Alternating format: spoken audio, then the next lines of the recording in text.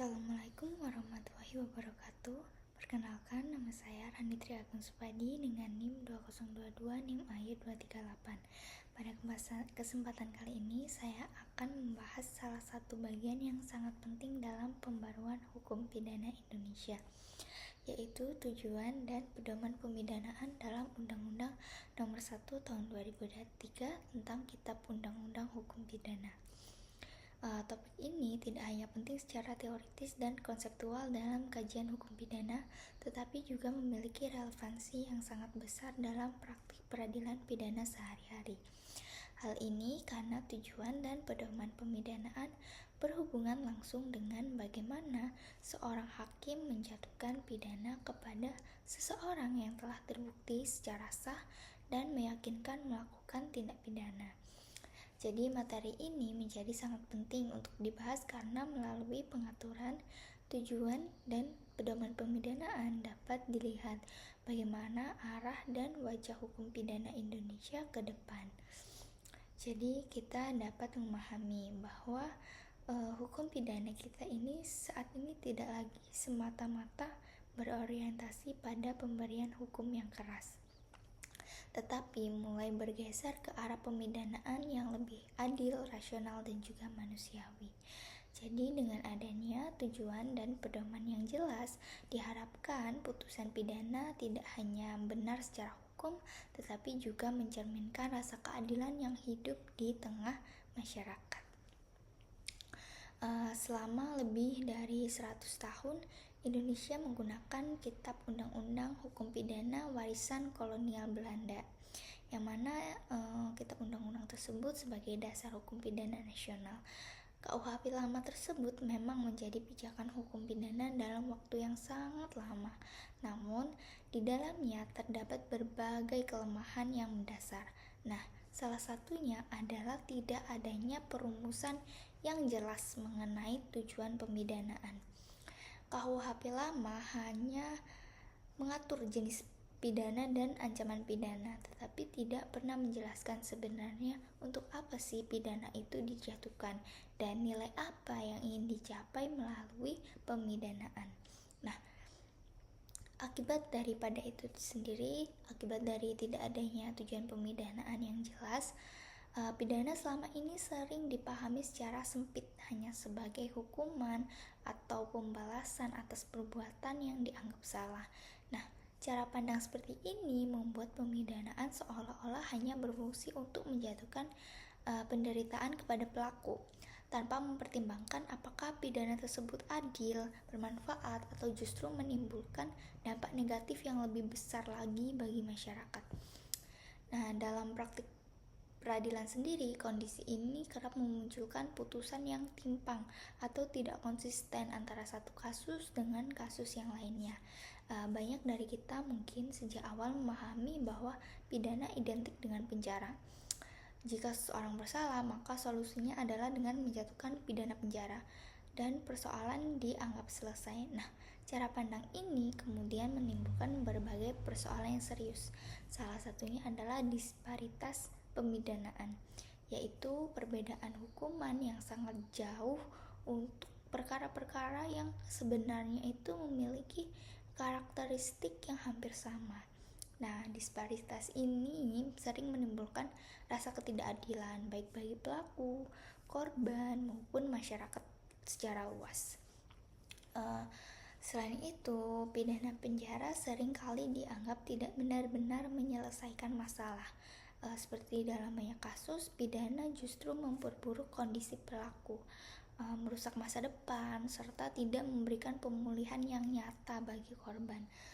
Pelaku keluar dari penjara dengan stigma sosial yang kuat, sementara korban seringkali merasa bahwa keadilan belum sepenuhnya tercapai. Nah, hal ini menunjukkan bahwa pendekatan pemidanaan yang hanya berorientasi pada hukuman semata tidak selalu efektif. Nah, maka dari itu KUHP baru ini hadir membawa paradigma yang baru tentunya.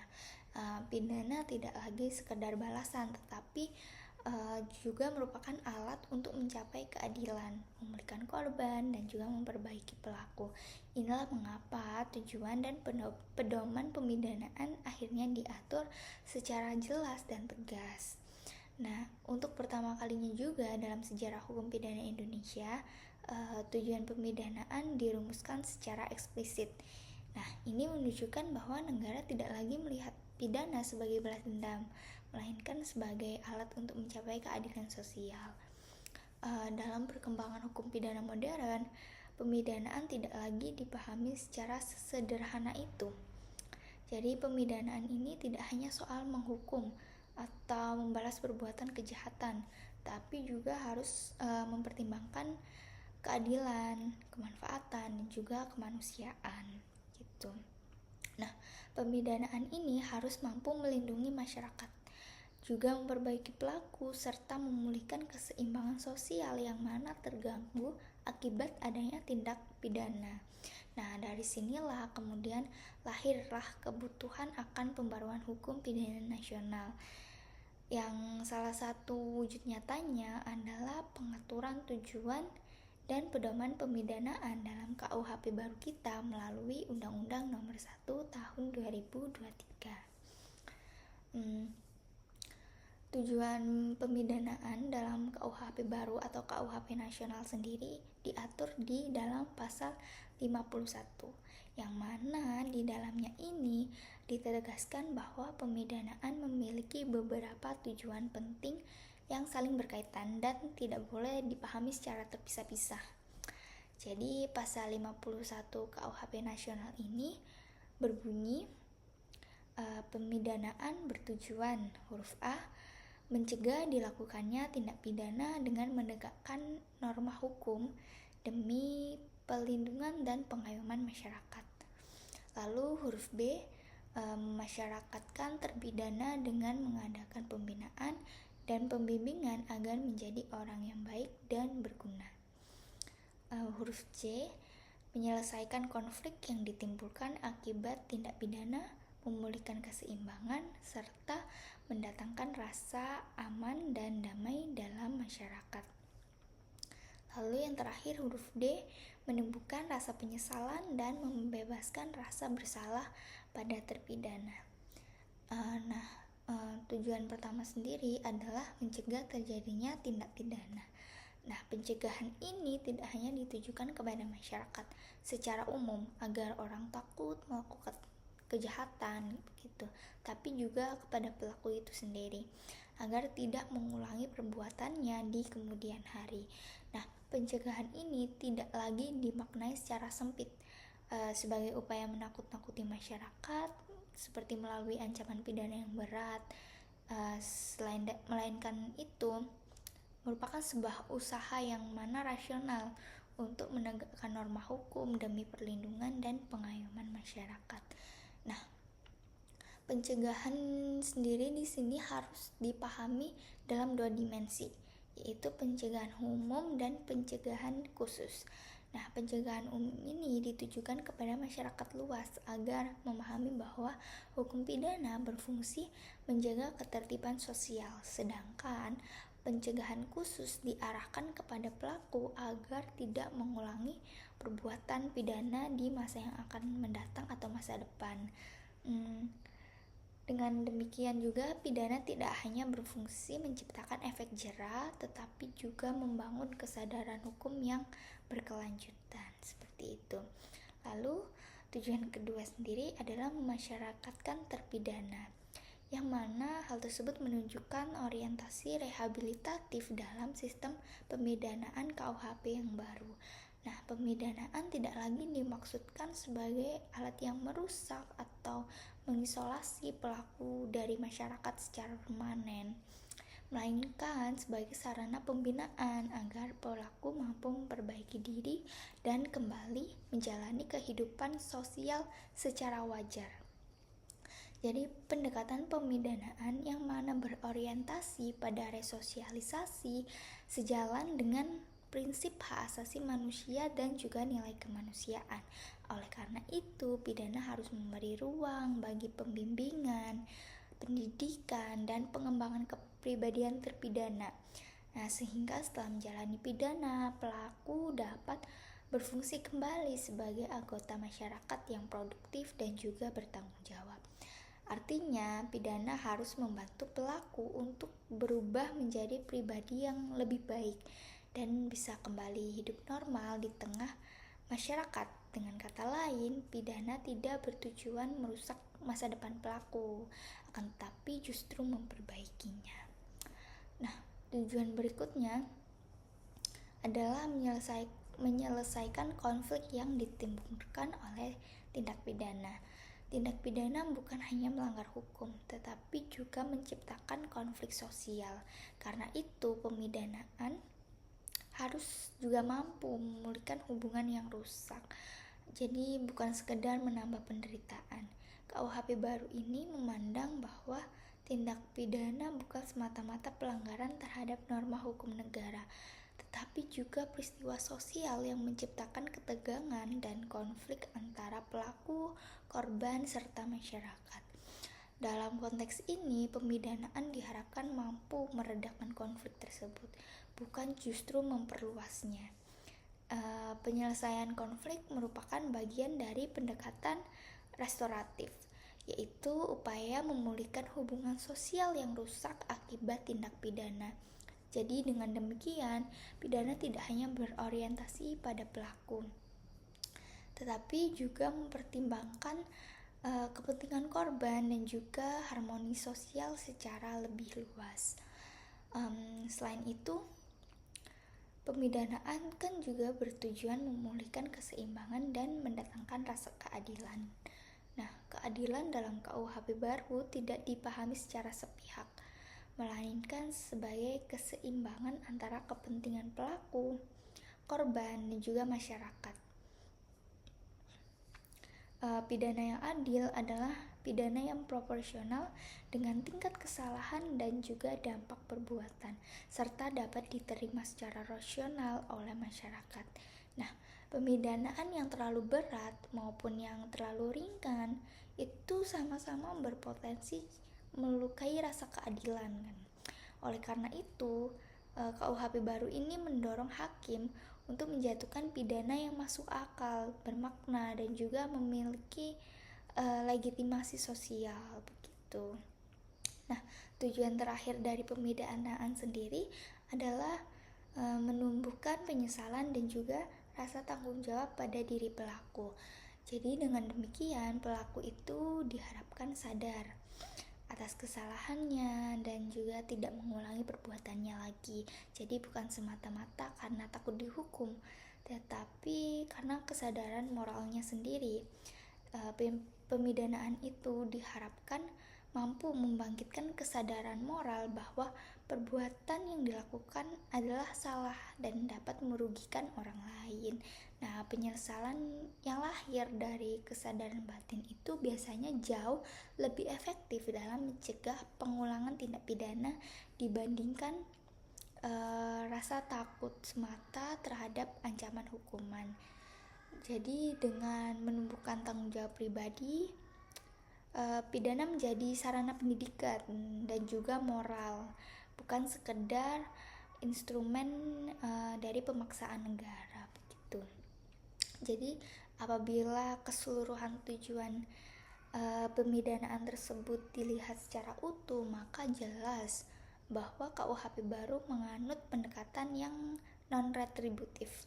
Jadi pemidanaan tidak lagi dipusatkan pada pembalasan atas kesalahan pelaku, melainkan diarahkan untuk melindungi masyarakat, merehabilitasi pelaku, dan juga memulihkan korban beserta keseimbangan sosial begitu. Jadi pendekatan ini mencerminkan pembaruan paradigma hukum pidana di Indonesia yang lebih manusiawi, adil, dan juga selaras dengan nilai-nilai Pancasila serta perkembangan hukum pidana modern. Nah, selain tujuan pemidanaan sendiri, KUHP baru juga memperkenalkan pedoman pemidanaan yang diatur dalam pasal 53 dan pasal-pasal berikutnya. Pedoman pemidanaan ini merupakan petunjuk arah bagi hakim untuk menjatuhkan dan menerapkan pidana, atau merupakan pedoman yudisial atau yudikatif bagi hakim. Pedoman pemidanaan juga berfungsi sebagai kontrol atau pengendali bagi hakim agar pidana yang dijatuhkan jelas terarah dan ada daya gunanya. Nah, pedoman pemidanaan dalam KUHP baru terdiri atas beberapa hal, yaitu ketentuan umum, pedoman pemidanaan bagi pelaku orang natural, pedoman pemidanaan bagi korporasi sebagai subjek tindak pidana, pedoman penerapan pidana penjara dengan perumusan tunggal dan perumusan alternatif, alasan pemberat, dan ketentuan lain tentang pemidanaan.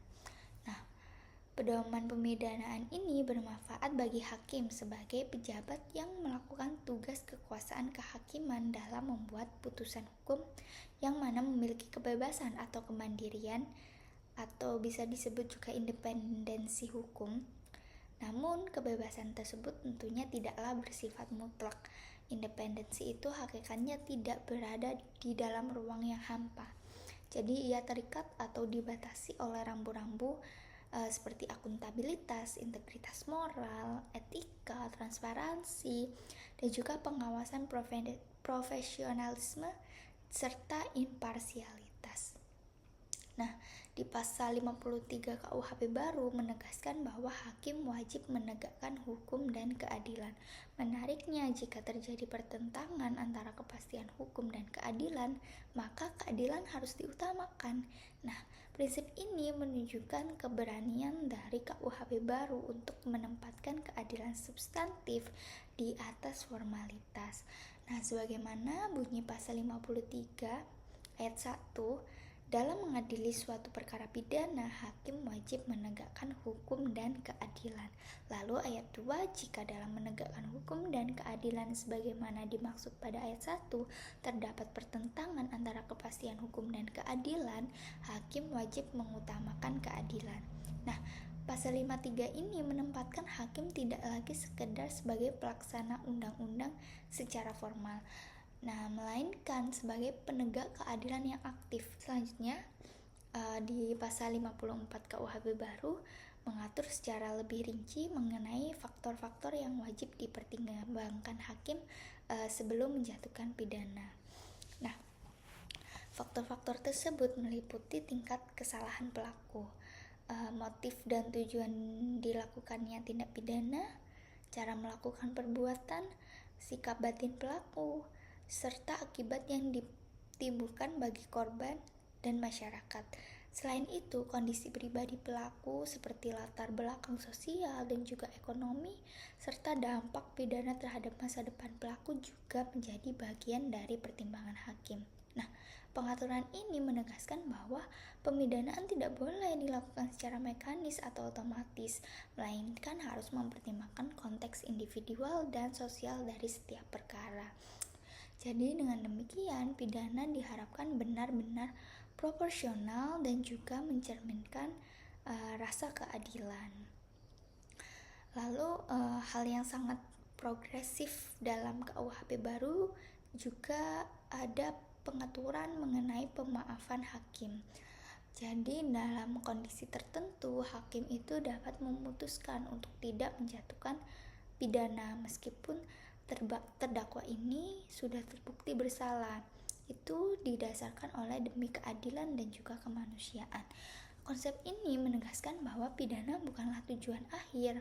Jadi dalam situasi tertentu justru tidak menjatuhkan pidana bisa menjadi pilihan yang lebih adil dan lebih bermanfaat bagi semua pihak. Jadi secara keseluruhan, pengaturan tujuan dan pedoman pemidanaan dalam KUHP baru ini diharapkan dapat mengurangi disparitas putusan dan meningkatkan kualitas pertimbangan hakim. Putusan pidana ini tidak lagi sekedar benar secara hukum, tetapi juga adil secara moral dan juga sosial. Nah, sebagai penutup, KUHP baru memang membawa perubahan besar dalam cara kita memandang pemidanaan. Pidana kini dipahami sebagai sarana untuk melindungi masyarakat, memulihkan korban, dan juga memperbaiki pelaku. Semoga paradigma baru ini memang benar-benar bisa diwujudkan dalam praktik peradilan pidana di Indonesia, karena keberadaan pedoman pemidanaan dalam KUHP baru membawa implikasi yang signifikan terhadap kualitas putusan hakim. Mungkin sekian dari materi yang bisa saya bahas di sini. Kurang lebihnya mohon maaf. Terima kasih. Wassalamualaikum warahmatullahi wabarakatuh.